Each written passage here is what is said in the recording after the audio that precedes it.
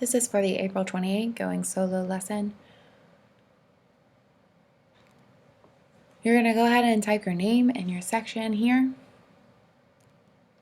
Today's lesson is going to be looking more closely at the chapter that we've been reading from Going Solo. We have a good idea of who David Cook is. We met him in the previous lesson. And we also looked at ways that Dahl has described him and told us what he's like, mainly through the use of dialogue. We're going to return to a lesson from last week when Dahl describes the corporal. Dahl's interactions with these two characters are back to back. So that's why we did the corporal last week and then we read David Cook.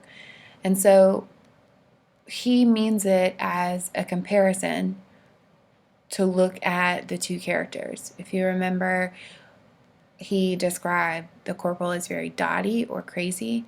But then in the next passage, when he's talking about David Cook, he describes him as a friend.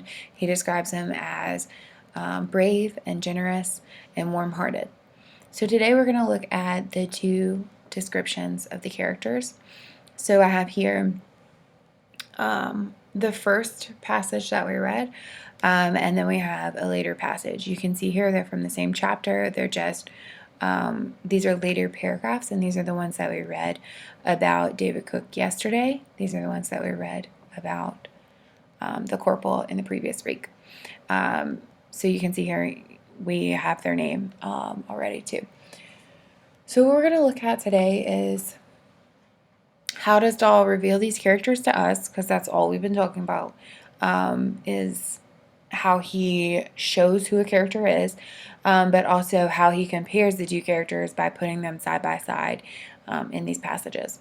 So the first thing that we're going to look at is we're going to reread, and then we're also going to summarize and put it in our own words. So what I'm going to do for you is I'm going to reread and summarize the first character, the corporal, and we're looking for what does the corporal say to Dahl and what does he not say but is probably thinking.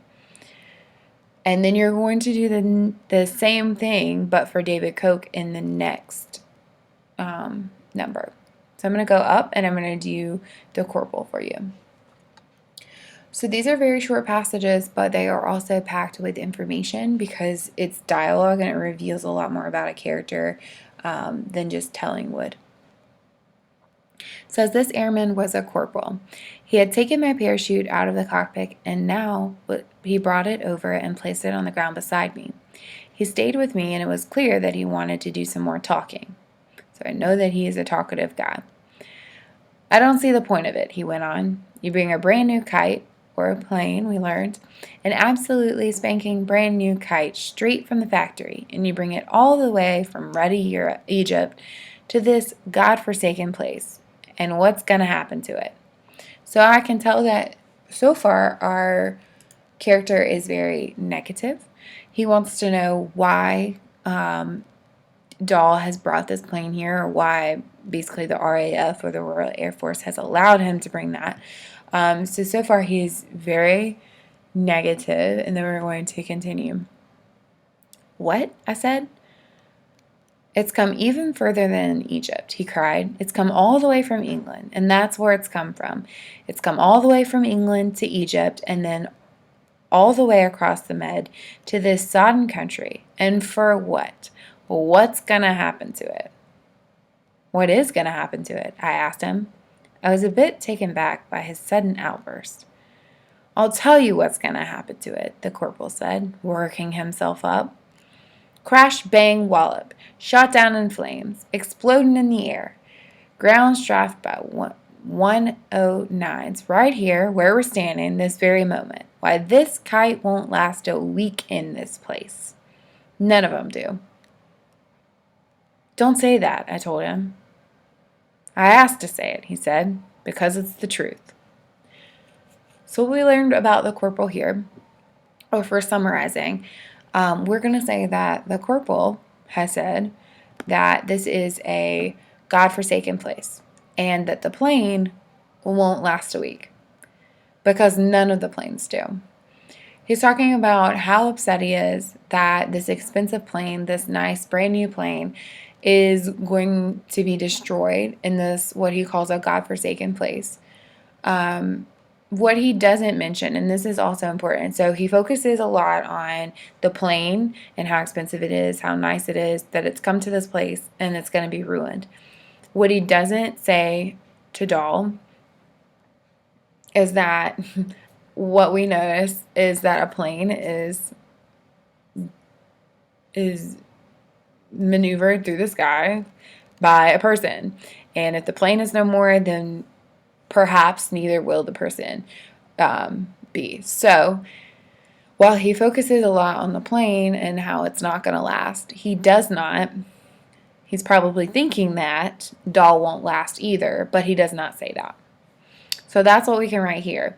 So what you're going to do next is you're going to focus on David Koch. What does he say in his dialogue here? What does he not say? Those are the two things that we need to know.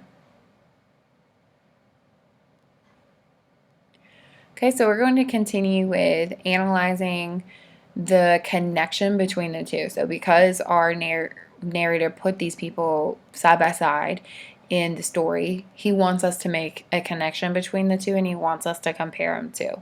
So first we're going to look for similarity. What do the two characters have together? What do they have in common? What do they both talk about or focus on? And then the second thing is, let me pause. So when you're thinking about the similarities, they are facing the same situation, right? So we can talk about the situation and their outlook on that situation, and the similarities between their knowledge of the situation and what they, the truth about what they're going to go through. And then the next question is, what is the biggest difference? So we're looking for part of the text that the corporal is different from David Koch. And this comes in when they both know the reality, right? They know what's going to happen, but what does the corporal focus on in his speech that he gives, and what does David Koch focus on? And we talked about last week what type of person he is, so think about what type of person Koch is and what Dahl said about him, and what he focuses on that the corporal does not. And then the last thing that you're going to do, and this is worth the most out of a lot of points, so I can stress that this should be at least 120 words and include one quotation. In writing Going Solo, Dahl chooses to put the scene with David Koch almost immediately after the scene with the corporal. What impact does putting these scenes back to back have on the reader's understanding? So what do we understand better about the two characters that he meets? Which one seems to be the better character based on the comparisons that you made and based on what Dahl says about him? Choose one or two of these sentence starters. So the impact of having these two scenes back to back is the reader thinks or feels this because, an example, this is one that you could use to introduce your evidence. And then this one is kind of similar to the first one. Having these two scenes closer together makes the reader think or feel. So again, what do we gain as a reader from reading the description of the corporal next to the description of David Koch, who he describes this guy as his friend, and he describes this guy as crazy and doesn't want anything to do with him? Which one do you think is a better person or a better companion to